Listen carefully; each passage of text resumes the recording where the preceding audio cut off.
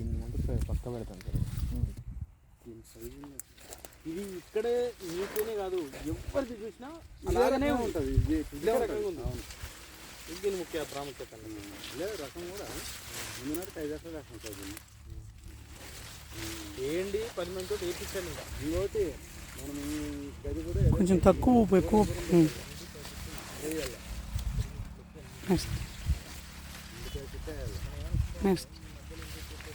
మా ఆడలు ఏం చేస్తారంటే మా ఆడలకి అర్థం కాదు. రకం అయితే సూపరు,